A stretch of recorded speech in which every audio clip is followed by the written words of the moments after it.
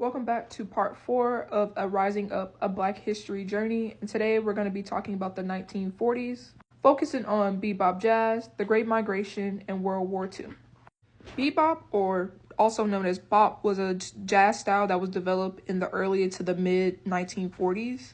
This is Dizzy Gillespie, and with him, Thelonious Monk, Miles Davis, they all help influence this type of jazz sound. It's known for its complex harmonies and pretty much fast tempos. I briefly touched on what the Great Migration was in the 1920s video, but in this video, and in this case in the 1940s, it's kind of known as the Second Great Migration. But in this case, World War II created a lot of new jobs in the North and the West. So a lot of Black Americans decided to migrate to the North and the West for job opportunity, but also escaping racial discrimination in the South.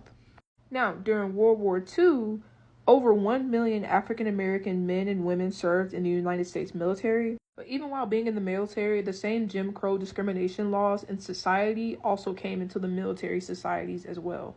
And since higher ups in the military didn't think African Americans were fit for combat or leadership positions, they typically did service in labor units and also in service units.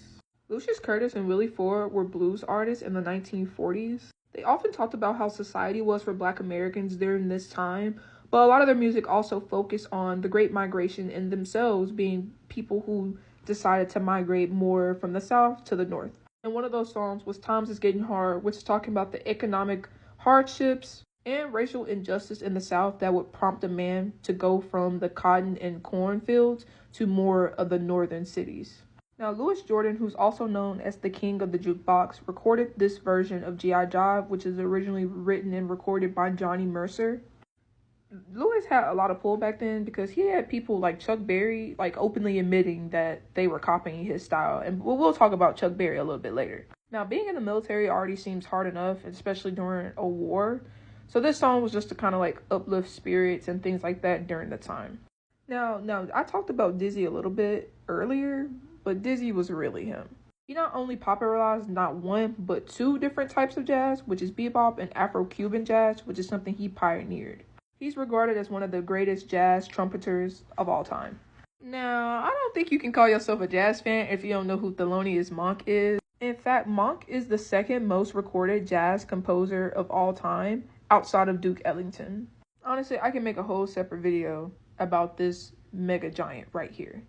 If you want to listen to the playlist regarding this series, it's on Apple Music and it's on Spotify. And once again, the only way it makes sense is if you're listening to it in order.